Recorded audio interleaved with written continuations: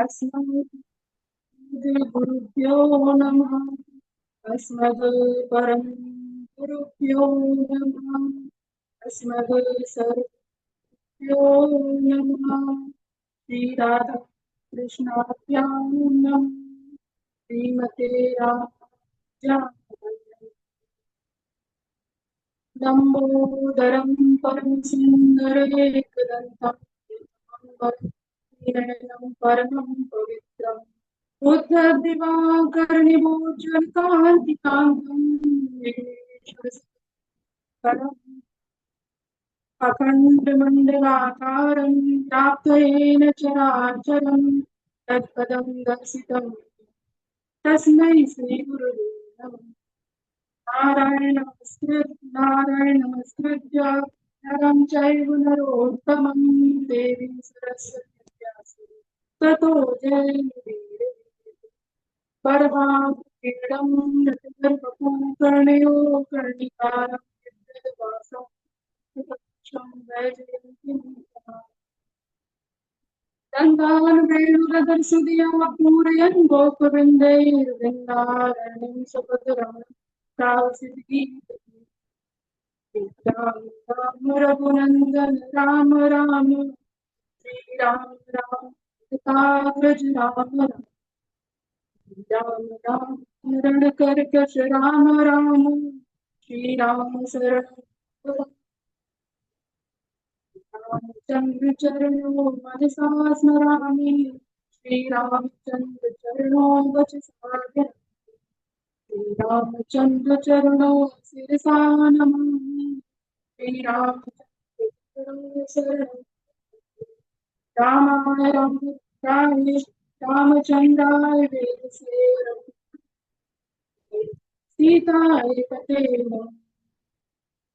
ध्याये नित्यं महेशं वरदगिरिनिभं चारुचन्द्रा वसन्तं रत्नाकल्पोज्ज्वलाङ्गं प्रसन्नवदना दीप्तिहस्तं प्रसन्नम् पद्मासीनं समन्तात् स्तुतमम गणैर्व्याघ्रकृतिं वसानं विश्वाद्रं विश्ववीर्यं विपिनवरं पञ्चवक्त्रं त्रिनेत्रम् अञ्जनानन्दनं वीरं जानकी शोकनाशनं कपीशमच्युतम् वन्दे लङ्काधरम् मूकं करोति वाचालं पङ्गुं लङ्घयते गिरिं यत्पादं परमानन्दं भक्ति भगवन्त गुरु चतुर्नाम बपुए इनके पद वंदन नासते जो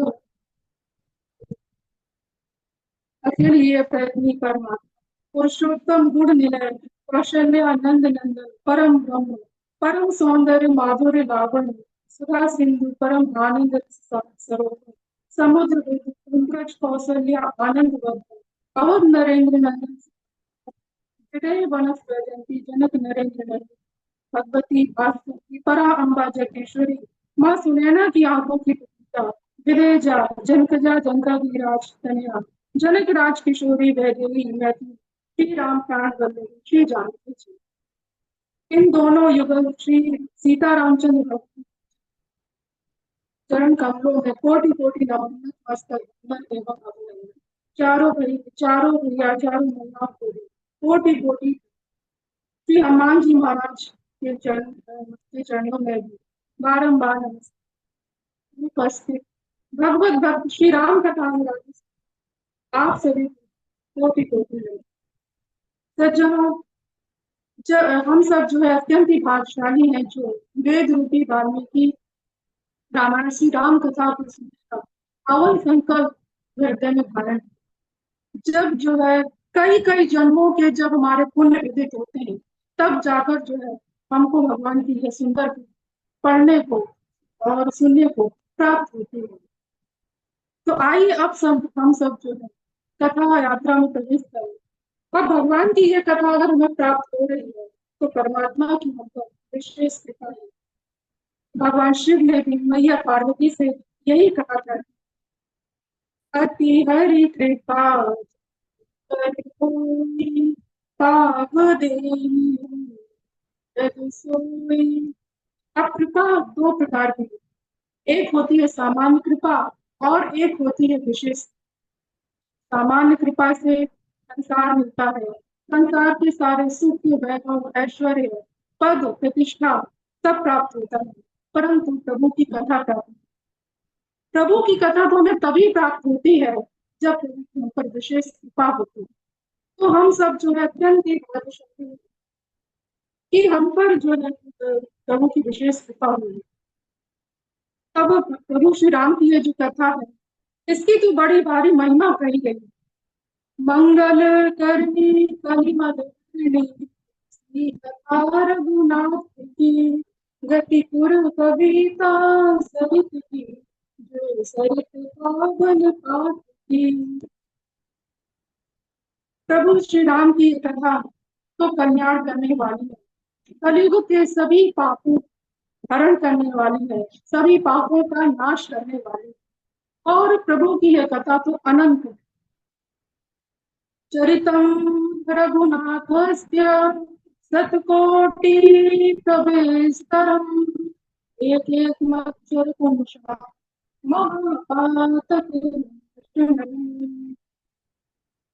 रामचरितमानस के प्रत्येक अक्षर में महा महापातक को विनाश करने की शक्ति है।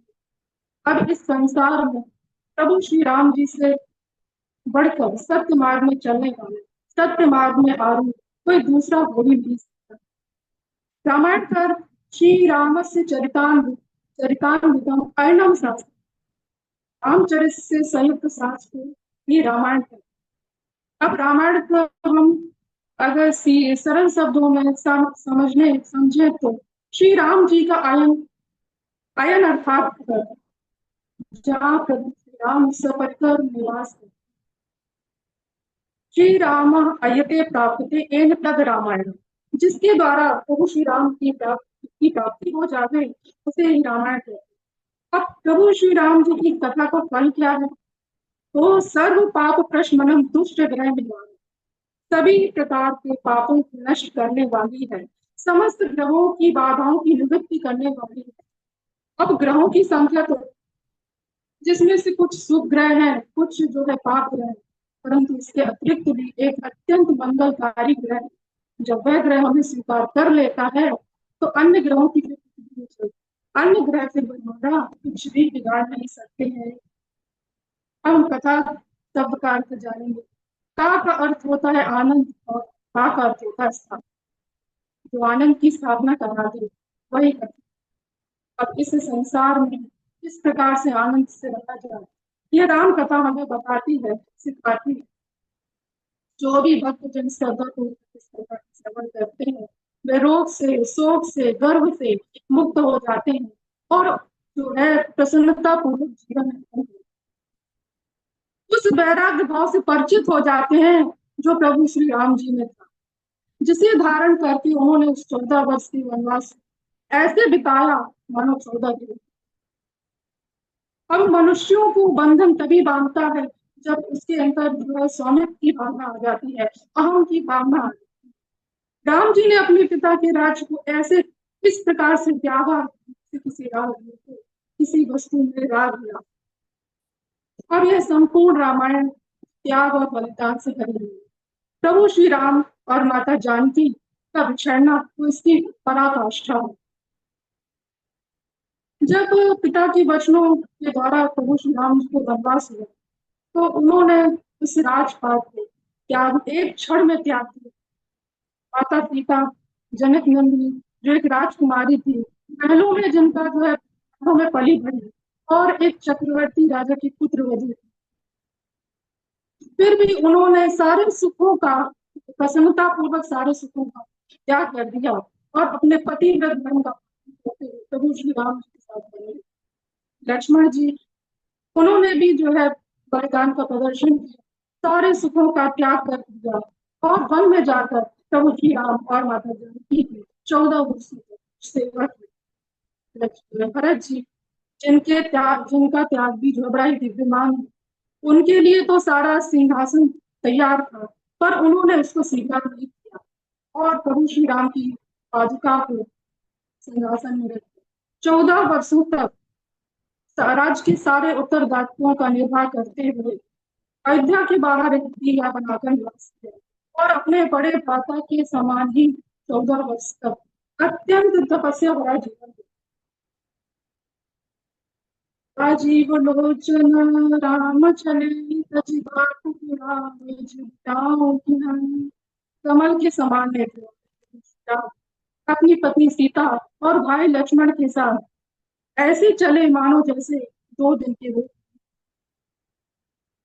अब राम कथा के श्रोताओं को यह ध्यान देना होगा कि जो चेतना संसार के विषयों की ओर दौड़ रही है उसे अंतर जगत की ओर नहीं। गोस्वामी तुलसीदास जी मंगलाचरण के साथ श्लोकों में क्रमशः 7 कथाओं के 7 कांडों की कथाओं के बीच यह 7 कांड है क्रमशः बाल कांड, अयोध्या कांड, अरण्य कांड, किष्किंधा कांड, सुंदर कांड, लंका कांड और जो है उत्तर। अब इस भगवान श्री राम प्रभु श्री राम की ये राम सभी दुखों सभी संशयों को समाप्त कर देती है। सज्जनों, जीवन में दुख का आना तो स्वाभाविक है। जब भगवान शिव भी पत्नी वियोग से दुखी हो सकते तो फिर सामान्य जन का कहना ही क्या, उन्हें तो दुख झेलना ही पड़ेगा। दुखी भयो दुखी भयो वियोग सटीक वियोग से अर्थात दुख से भगवान शिव तभी जो है मुक्त हुए जब उन्होंने राम तभी उनके हृदय को शांति मिली। ना भाति राम अवतार रामा कोटि अपार। संसार में राम कथा की कोई सीमा नहीं, कथाएं अनंत है। चाहे 100 करोड़ कहें अथवा अपार रामायण, फिर भी जो है तुलसीदास जी राम कथा लिख रहे हैं तो इस कथा को लिखने का अवश्य ही होगा। रामचरितमानस की रचना का निर्देश उन्हें भगवान शिव जी से प्राप्त हुआ। अब आइए हम जानते हैं कि रामायण का प्रादुर्भाव किस प्रकार से हुआ। एक समय योगी राज नारद जी जो कि सभी दूसरों पर कृपा करते थे समस्त लोगों में विचरते रहे और वह विचरते हुए जो सत्य लोग पहुंचे जहाँ मार्कंडे आदि को उन्होंने प्रणाम किया, उनकी स्तुति की और फिर उसके बाद ब्रह्मा जी को भी साष्टांग प्रणाम और पूछा कि अब तो यह घोर कलयुग आने लगा, यहाँ पे आप सभी प्राणी सभी मनुष्य अपने पुण्य कर्म छोड़ देंगे, दूसरों की धन की इच्छा करेंगे, दूसरों की निंदा करेंगे, सत्य पापों से विमुख हो जाएंगे। ऐसे दुष्ट नष्ट बुद्धियों वाले मनुष्यों का जो है परलोक किस प्रकार से सुधरेगा, आप जो है कृपया बताइए। तब ब्रह्मा जी ने कहा कि पूर्व काल में माता पार्वती जी ने श्री राम तत्व की जिज्ञासा से भगवान शिव से यही प्रश्न पूछा, तब उन्होंने इस गूढ़ रहस्य का वर्णन किया और यह जो है उत्तर रामायण के नाम से प्रसिद्ध। रचि महेश्वरी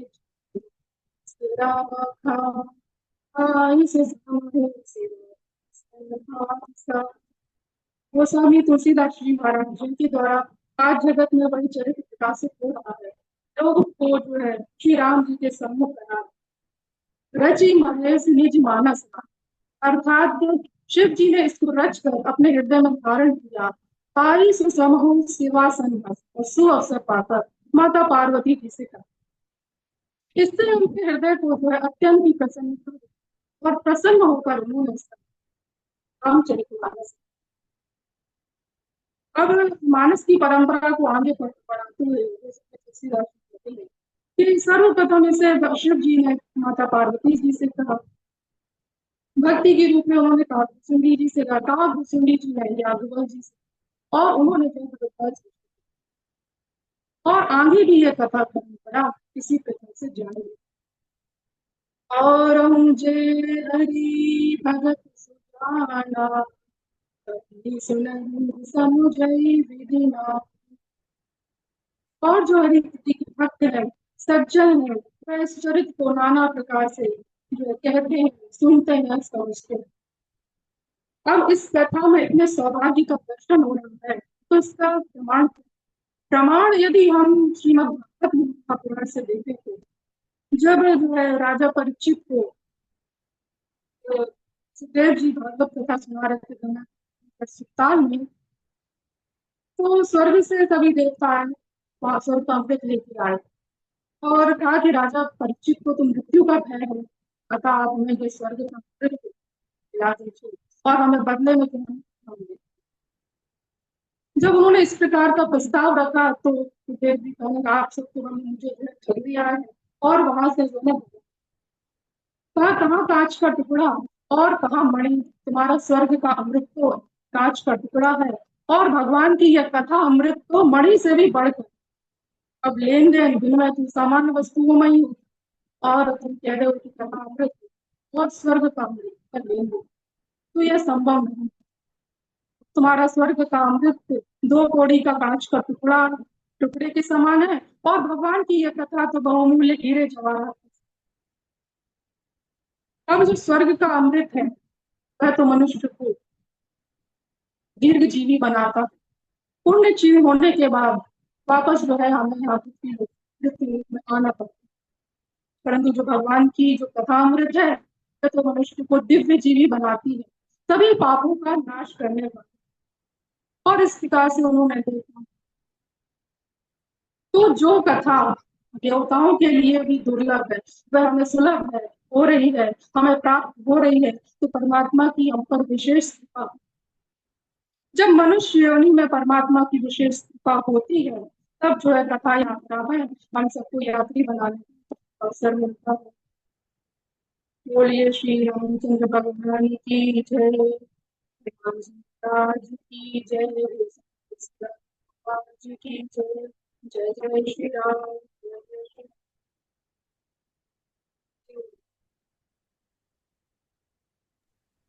ठीक है, बहुत बढ़िया। पहला वक्तव्य सुष्मिता जी का।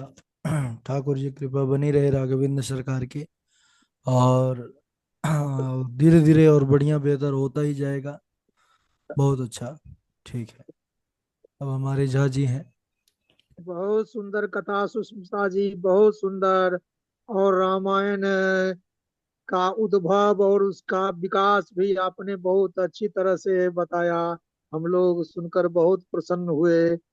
भगवान की राम। कृपा है। और आप इस कथा को और अच्छे ढंग से प्रस्तुत करते रहें और भक्तों के हृदय को प्रस्तुत करते रहें। जय श्री राम, जय श्री राम। बहुत अच्छा वक्तव्य दिया और बहुत सरल ढंग से। बस प्रभु की और गुरुवर की कृपा बनी रहे, सब ठीक रहेगा।